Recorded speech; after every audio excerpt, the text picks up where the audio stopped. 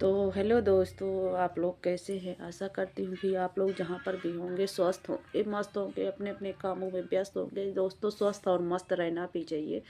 तो दोस्तों, इस समय देख रहे हैं गोरखप्रिया भौजी के पति महादेव की तबीयत जो है बहुत ज़्यादा ख़राब हो गई है। उनके लिए आप लोग दुआ करिए ताकि वो बहुत जल्दी अच्छे हो जाए। और अभी तक मतलब कोई नहीं समझ पा रहा था कि उनको क्या हुआ है क्या नहीं हुआ है। तो दोस्तों, अब पता चला है, जाके आप लोगों ने भी देखा होगा उनका वीडियो वगैरह, आप लोगों ने देख लिया है कि कैसे है कैसे नहीं है। जैसे पहले लग रहा था कि ये मतलब नाटक कर रहे हैं। गोरखप्रिया भाभी भी यही समझ रही थी कि ये नाटक कर रहे हैं। तो दोस्तों, अब जो है, क्योंकि अब भाभी भी रो रही हैं, कह रही है कि नहीं, अब ये समझ में आ रहा कि रियल है। तो क्योंकि आज हो रहा एक हफ्ता से ज़्यादा हो गया है दोस्तों। तो एक हफ्ते से महादेव काफ़ी कुछ घर में नुकसान किए हैं। मतलब वॉशिंग मशीन वगैरह तोड़ दिए हैं और टेबल वगैरह तोड़े हैं, और क्या है 40,000 रुपये भी लेकर के खर्चा कर दिए, उड़ा दिए हैं। इस तरह से लेकर के काफ़ी नुकसान किया है उन्होंने। तो कम से कम लाखों रुपए का नुकसान किया है। तो भाभी समझती थी कि नहीं, ये मतलब नाटक कर रहे हैं। क्योंकि कुछ उनके दोनों के बीच में कुछ झगड़ा हुआ था, तो झगड़ा को लेकर के समझ रही थी कि नाटक कर रहे हैं। और झगड़ा किस चीज़ का हुआ था उसको मैं आप लोगों को बता दे रही हूँ कि गांव में गए थे, कोई गांव के लोगों ने कह दिया था बेटे के लिए, मतलब झगड़ा हुआ था कि आप एक किसी का बेटा गोद ले लीजिए। महादेव से मतलब किसी ने बोला कि आप किसी का बेटा गोद ले लीजिए तो आपके बुढ़ापे में सहारा होगा। तो इस तरह से लेकर के महादेव वहाँ से आए और घर में बोले कि हमको बेटा चाहिए, किसी के बेटे को गोद ले लेंगे तो हमारा बुढ़ापा बढ़िया अच्छे से कट जाएगा। तो इस पर लेकर के भाभी ने, गोरखप्रिया भाभी ने कहा कि नहीं, हम दूसरे का बेटा गोद नहीं लेंगे, बस हमारी 3 बेटियां, यही बेटा है। इसी बात को लेकर के थोड़ा बहुत कुछ मन मुटाव हुआ था। तो सोची गोरखप्रिया भौजी, सोची कि मैंने ना ही कर दिया है दूसरे के बेटा गोद लेने के लिए, तो इसलिए शायद महादेव गुस्सा हो गए हैं। तो बस इसीलिए ये सब हमको डरवा रहे हैं, डराने के लिए कि डर जाएगी तो बेटा गोद किसी का ले लेगी।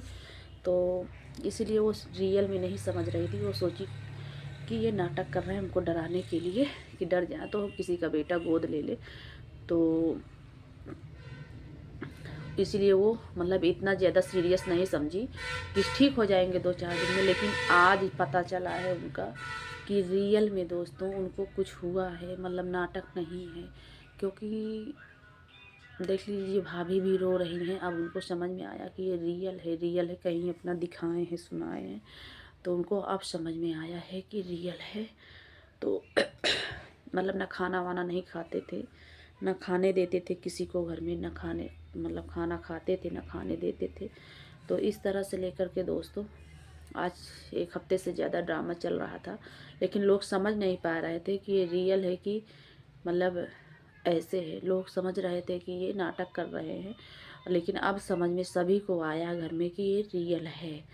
तो दोस्तों, आप लोग भी दुआ करिए भौजी भाभी के पति के लिए कि जल्दी से ठीक हो जाएं।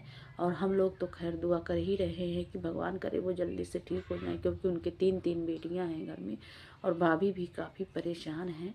तो सब लोग प्रे करिए, दुआ करिए भाभी के लिए कि जल्दी से ठीक हो जाएं। और बस आप लोग दुआ करते रहिएगा तो भाभी तो, क्योंकि दुआ कहीं ना कहीं दवा से ज़्यादा काम करती है। और उनको अब ज़रूरत है कहीं पे ले जाने की। तो बेटियों को देखकर बहुत दर्द हो रहा है, छोटे छोटे बच्चे हैं और भाभी भी अकेले हैं। पता नहीं किसकी नज़र लग गई है उनके घर पे, भगवान जाने किसकी नज़र लग गई, नहीं पता चल रहा किसकी नज़र लगी, क्या हुआ क्या नहीं हुआ।